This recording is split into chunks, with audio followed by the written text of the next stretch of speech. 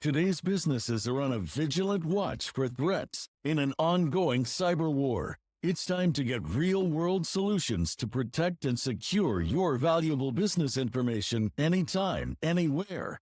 Welcome to Cybersecurity America with Josh Nicholson. Really wanted to dive into GRC. Out of all the episodes I've done throughout the podcast, really wanted something that focused on GRC. What is that? Governance, risk, and compliance.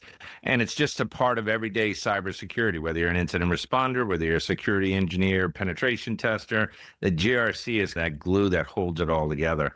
Now, I know a lot of people ask, what does it encompass? How do you use it? I understand from a high level, I need to implement GRC. The great thing is that I wanted to understand some of those answers to some of those questions myself. I decided to reach out, and I reached out to a friend of mine in Sahil. Now, Sahil today is joining us. He's a distinguished leader in cybersecurity, governance, risk, and compliance in that GRC space. He's currently serving as a senior risk and security manager at Amazon.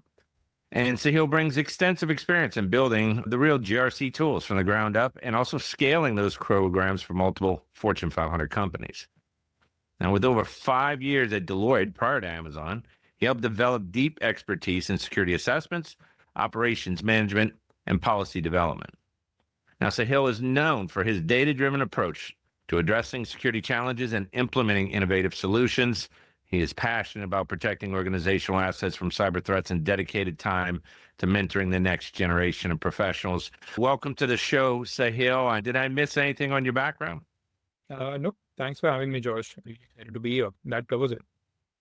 Awesome. I know you're speaking on your own behalf and not on Amazon's behalf. Having that background and that experience really leads us to a lot here. So I just had a few questions. I knew you have some slides I asked for. It made a lot of sense. I wanted to be able to have some data that we can go over during this podcast. I had some feedback from some listeners, and they said, this is great. You got a lot of good information, really hard to synthesize it all the time. And how do I put that together? But why don't we just start from there, Sahil? You want to give us an overview of your background, GRC? What is the world we're talking about? So let me share the slides as well. And today's podcast, I want to cover what are some of the top 10 benefits while developing an internal GRC tool, and what are some of the benefits to have an internal GRC tool. Because there are multiple third-party tools readily available in the market. But hey, what if an organization needs to develop their own GRC tool? And what are some of the benefits of? But before that, let's dive into what exactly is GRC. So let me share a few slides with you,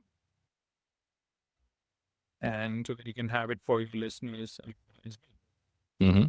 So, as I mentioned, we'll cover what exactly is GRC, what are some of the benefits of developing an internal GRC tool, and top 10 things to look for while developing GRC. So, GRC, I sometimes define GRC as the corporate world's favorite 3-letter acronym. That is not LOL or WTH, though it might make you say both. GRC is a coordinated approach that allows organizations to manage their business more effectively and responsibly. In simple terms, if I have to define the 3 pillars of GRC, that is governance, risk, and compliance, governance would be setting the rules and regulations that your company should operate on. It's setting the playbook for your organization to follow. I always explain GRC using the analogy of family members. So with that analogy, governance would be like a strict parent who sets the house rules. Whereas risk would be always looking out for any threats or vulnerabilities that can harm the business and figuring it out how to avoid them. For example, while you're driving on a road, you are always looking out for obstacles and managing how to avoid or overcome them, right? So using the same analogy of family members, like a risk professional or a risk manager would be someone who is always prepared for every possible disaster, come what may they are, with all the mitigation plans. And compliance would be making sure that the company abides by all the rules, regulations, and industry standards. Using the same analogy, I would say a compliance professional would be someone who is making sure, elder sibling, who is making sure that nobody steps out of the line. When you put all these family members together in one room, you get the ultimate corporate superhero team, that is the GRC team, that fights off chaos with one Excel sheet at a time. I sometimes define GRC team as like the Avengers team with more paperwork and fewer explosions though. In this slide, I go through this quickly, but in this slide, as you can see, the three pillars of GRC are shown. On the left-hand side, we have the governance, where you have all the standards, be it ISO 27001 or NIST CSF, all the policies, be it organizational policy, informational tech policy, security policy, all the regulations that the company needs to abide. Whereas in the second bucket or the middle bucket, we have the risk, where the overall process of risk management, be it risk identification, risk assessment, risk mitigation, risk monitoring, risk reporting is covered. And it can be tiered as per your organization needs, right? Be it tier one, can be organization, tier two can be business lines, and tier three can be assets. Whereas the third bucket, where you have the threat landscape, be it like implementation of controls, testing of the controls, regulatory audits, standard audits, and then the reporting piece of you need to report to your internal customers, regulatory bodies, or external customers as well sometimes in case of, again, it depends upon the compliance or the regulation that your company needs to adhere to. You may ask again, right? Like, why do you want to develop an internal GRC tool when like there are multiple third-party GRC tools already available in the market? Imagine you're a chef in the kitchen of compliance. Do you want to have your own? Do you want to build up your or whip up your own secret sauce, or go with the takeout? There are pros and cons to both the approaches, but if you go with a third-party tool, I sometimes refer that process as like ordering a Happy Meal. It is quick, convenient, and may come with a type that is like fancy dashboards. But if you go with your own GRC tool and build your own internal GRC tool, you are building a recipe that will cater to your company's taste buds and not force feeding a generic solution that is readily available in the market. So with that in mind, some of the benefits that I have listed in this slide for developing the internal GRC tool is like customization. Obviously, when you're developing an internal GRC tool, you can customize or fully tailor that GRC tool to organizations' needs, risk profile, and processes. And integration. An internally developed GRC tool can be seamlessly integrated with any of the internal systems, and since it is built on the same organizational technology stack. The third one is cost control. Like, obviously, while initial development cost may be high, an internal developed GRC tool can lead to long-term cost savings because of the ongoing licensing fees with the external third-party vendors. Data security and privacy. Hey, if you build your own GRC tool, all your data resides within your environment. Like your data does not go outside. And when we talk about data, GRC does contain contain sensitive data as well. Flexibility and scalability. Very important. Like internal tools can be easily modified and scaled as the organizational grows, or moreover, even the regulatory requirements change. Organizational knowledge.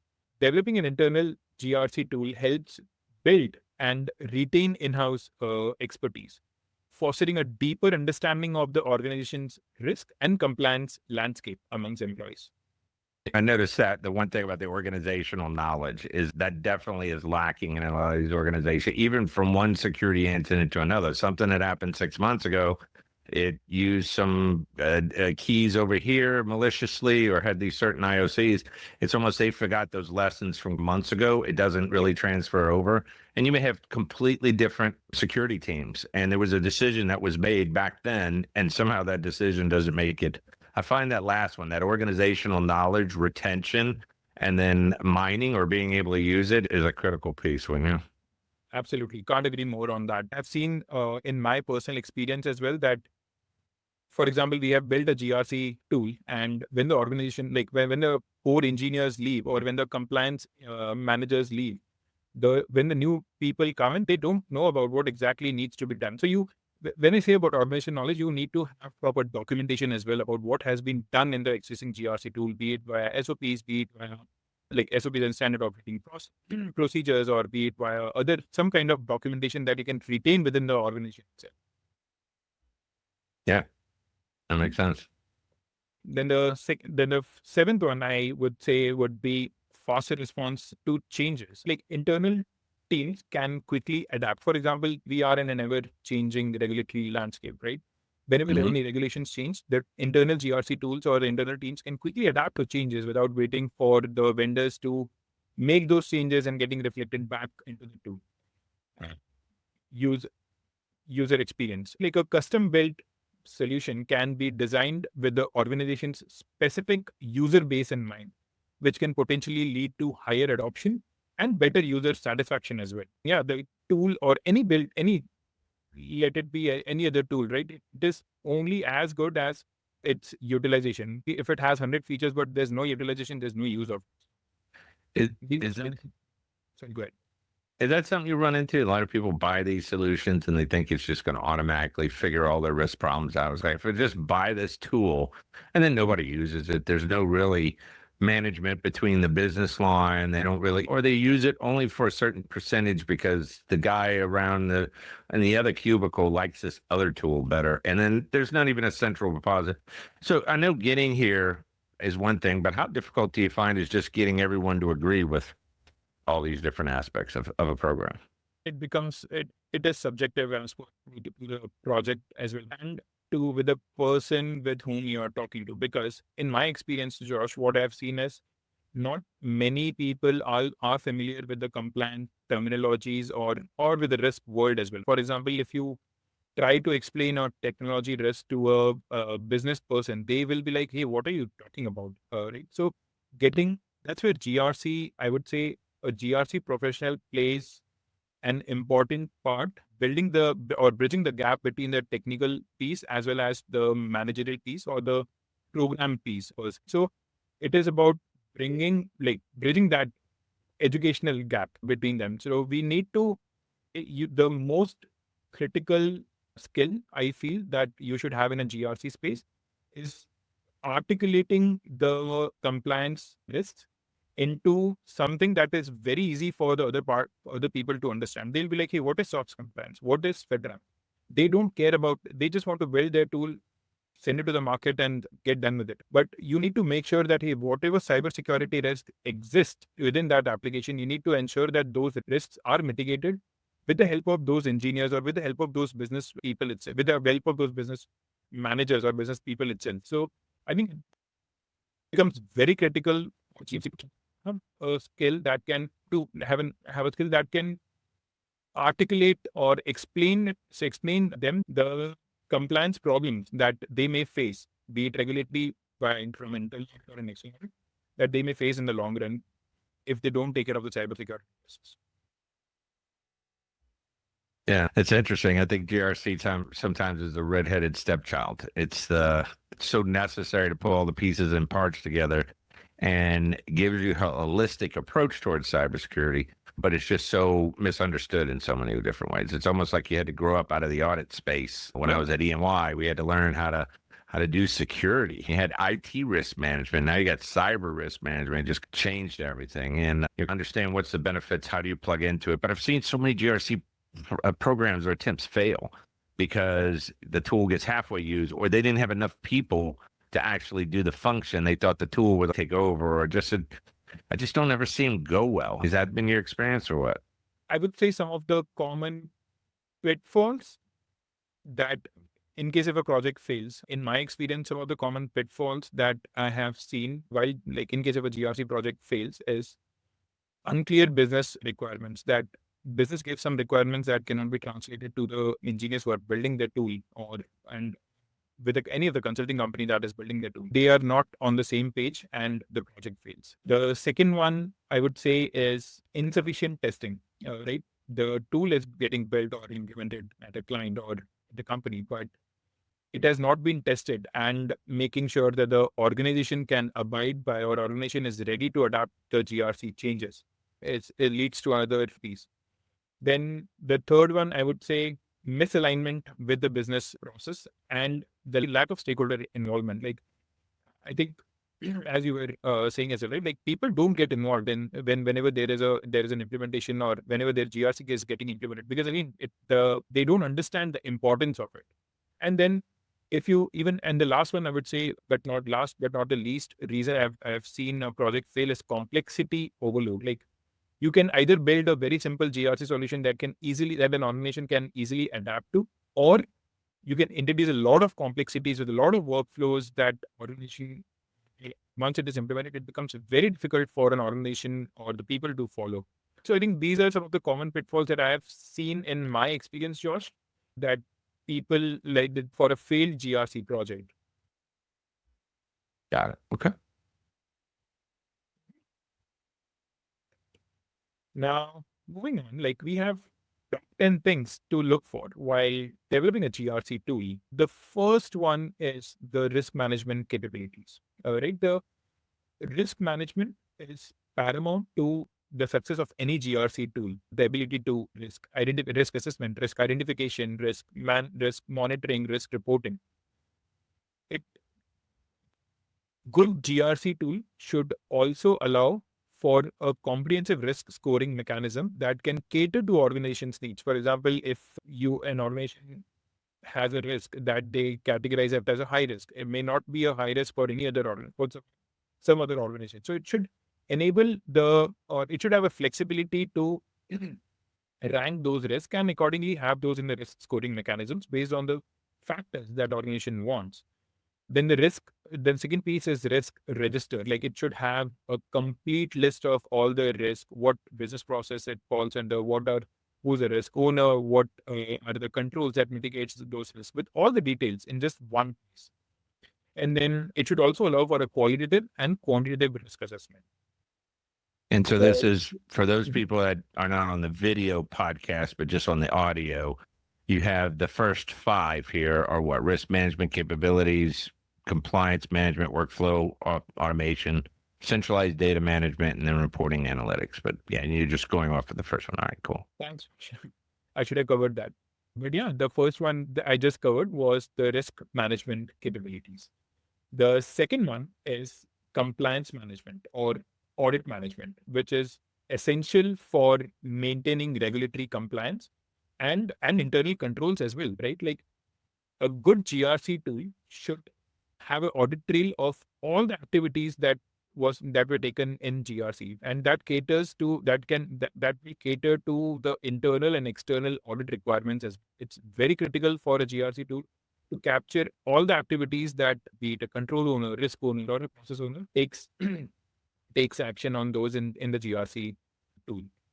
The second piece in compliance management that a GRC tool should always have is the evidence storage, on the streamlining of the evidence storage, that in a way that it will be readily available whenever, hey, there's an audit query, I want this evidence. It should be easily available for the owners to get those. And there should be clear linkage. This is very critical, Josh. And it should be clear linkage of policies to risks, to processes, to applications, to controls and risks, right? Like, for example, a risk and control matrix, right? It's very easy that an organization's GRC should easily spit out the information that, hey, which risk mitigates which controls, what all business processes does this risk have, what all risk does this business process have. All those information should be readily available in a GRC tool. And a compliance, like a good GRC tool, should also support end-to-end audit lifecycle, be it from planning to and scheduling to findings, tracking, and remediation. The third piece that I wanted to cover was the workflow automation. It is key to efficient GRC process, right? The system should be able to automate routine tasks such as assignments, approvals, or notifications, right? These are some of the daily routine tasks that will be readily available that should be readily available and should notify the stakeholders that, hey, this action item is due for you at this and this date. And it should be very easy to action upon. The fourth one is centralized data management. Like a GRC tool should ensure that it should provide a single centralized repository for all the GRC related information. I was just giving an example of a risk and control matrix, right? That is available. That would only be possible if all your repository of governance, risk, and compliance resides in your tool. The next one is reporting and analytics. And this is very crucial, be it any GRC tool, be it you develop your own GRC tool or you go with a third party. But advanced reporting and analytical capabilities, Josh, can transform GRC data into actionable insights. Like the tool should offer customizable reporting templates, be it from operational reports to executive summaries, be it, for example, if my director or my VP or the CEO of a company wants to see that, hey, what is the risk posture of my company right now? They should be readily available via the executive summary dashboard that will be visible on the GRC tool. Now, the dashboard, as I was mentioning about the dashboard, it should present critical information clearly and concisely, which also enables the executives for an informed decision making. And even with the reports, it should support like multiple export formats and automated. They like on a maybe on a weekly basis. A CEO of a company doesn't want to log into GRC, but a GRC tool or a good GRC tool should automatically send these reports to the VP or a CEO of the company that, hey, this is what your risk profile or risk profile of your company currently has. And so that they can, in case if they want to take action upon any of the outstanding risks, or they can see that how many high risks their company has, they can easily take action upon them and follow up on those risks. The next one is policy and document management. And this ties with the centralized document management. Like it should include features for organizing, storing, and retrieving GRC related documents with version control. Very important. Like whenever changes are being for example, a GRC control goes through multiple iterations, right? So They it said, should be. hey, Sahil, are you seeing at the bottom of the screen where it says Microsoft Teams sharing your screen and it's high, it's above everything that you're showing? Mm-hmm. Should say hide, hit the button hide. Okay. There you go. All right. I'll edit that all later. Keep going. No, right. Okay. So the next one is policy and document management. And this goes back with centralized document management as well that we saw in the previous slide, but it should include features for organizing, storing, and retrieving GRC related documents, be it risk, controls, processes, applications, whatever your organization, whatever artifact your organization needs with version. For example, a control in GRC goes through multiple iterations before it is finalized, right? So those versions should be readily available for a control owner to refer back on. Integration capabilities. Very crucial, I would say, and one of the major benefits of developing a internal GR tool. But in today's interconnected business environment, robust integration capabilities, I would say, is non-negotiable. Like a modern GRC tool should offer an API compatibility to connect with existing security tools for risk assessment, or if it wants to connect to some enterprise applications. It should allow for a seamless data flow internally and externally as well. And it should also have a mechanism to ensure the data integrity. For example, whatever data GRC is getting is complete and accurate. And at the same time, whatever data GRC is spitting out as well is complete and accurate.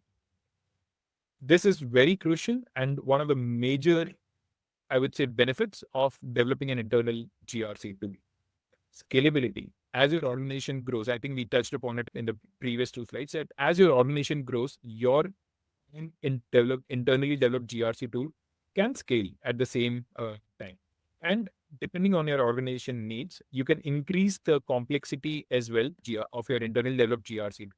Whereas when you go with a third-party tool, it is a generic solution that is readily available in the market and you might face difficulty, in my experience that I've seen, and you might face difficulty with the scalability as well.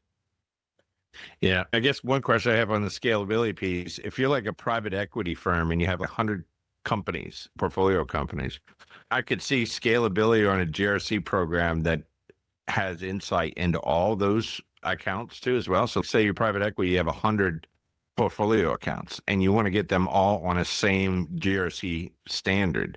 Mm-hmm. That would really be where you need to design scalability aspects here, because how do you do that? And these portfolio companies could all be different industries, different regulations. How do you pull 100 companies together so that the private equity firm could have some governance, risk, and compliance on all their assets.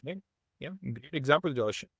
It becomes very difficult, and it should support it should the performance of the GRC system always also degrades as like you have more data coming into it. So if you're not able to scale a GRC tool, it will not be useful in the long run for your organization.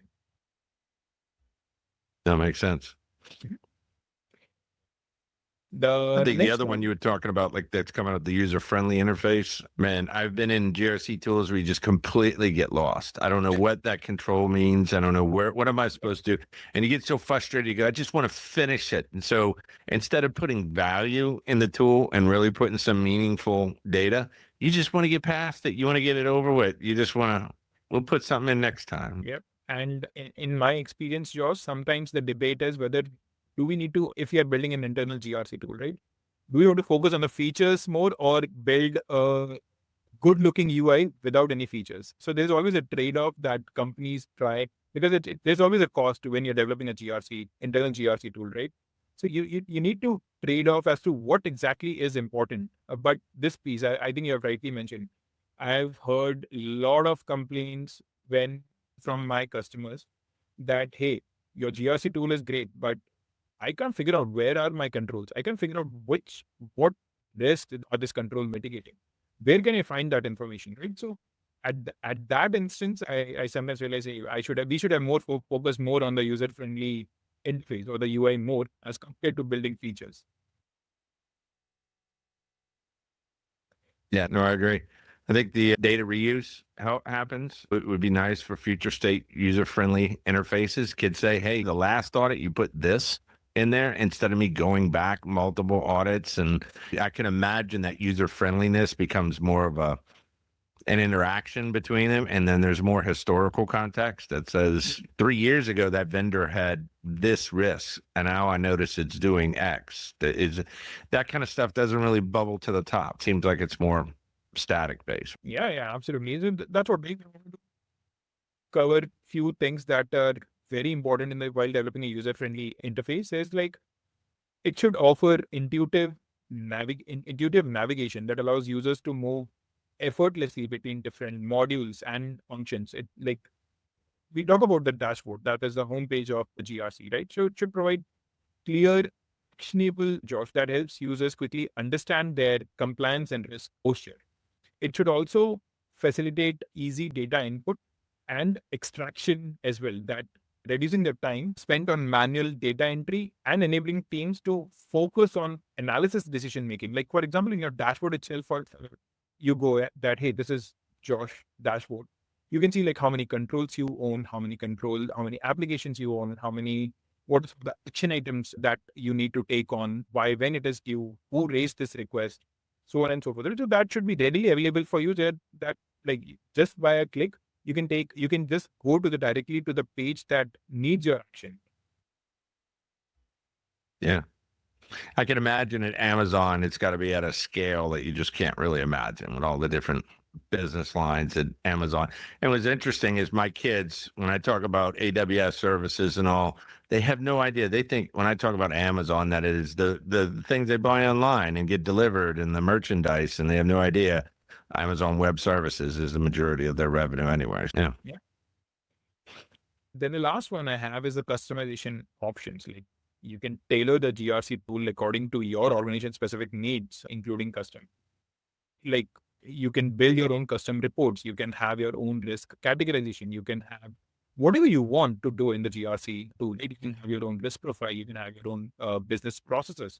So as I mentioned, like you are your own chef and you are creating whatever you want to do. Like when you're creating this, again, using that same example of a secret sauce, when you're creating that secret sauce, each and every ingredient of it, be it from data protection paprika to a compliance masala, in and out of the GRC and the organization risk landscape, if you go to develop your own GRC tool. So these are the top 10 things. I'm sorry, real quick. Customization options. I notice sometimes if you customize something too much, you can't upgrade it to the next version because it's got too much customizations, or it breaks a lot of stuff. What is your philosophy on that? So I heard the keep it simple, stupid. Don't get too complicated. Don't customize things. Create all kind of different risk categories. The thing, some of it won't even make it to the next version. And then while you think you're doing something great on customization, really having a more boilerplate approach towards something becomes more cost effective in the future. And we all get lost with these vendors with all these bells and whistles, and they talk about this and they make it sound it's a panacea using this tool set, and that all of a sudden all your problems will go away. But actually, customizations, I find, is the biggest problem with these type of tools. What are your thoughts? I would agree, but before taking on any customization, Josh, like few lessons that I've learned the hard way is always align with the business that, hey, is this customization actually required? What, like in case if this customization doesn't go through, what would be the outcome, right? Or how is it beneficial to have this customization? Right? And even in case if it is beneficial as well to the organization, make sure, like ensuring that it goes through proper testing. I've been in situations where we did a customization, proper testing was not done, or maybe just one cycle of testing was done, and the code was implemented in the production, but it failed something else, or it broke something else. So I think why implementing like sufficient testing and involvement with the stakeholder involvement is very crucial. And when I say just testing, it's not just testing that particular customization feature. It includes overall testing as well. For example, regression testing as well. For all the features that, hey, is my code breaking something else, or is this customization breaking something else? So I think this is really important. And whether it is aligned with the overall goal as well, like how, for example, if I'm introducing a new workflow, will the new workflow operate as per my organization hierarchy, right? How will it pull the organization hierarchy? All those things needs to be taken care of while putting customization.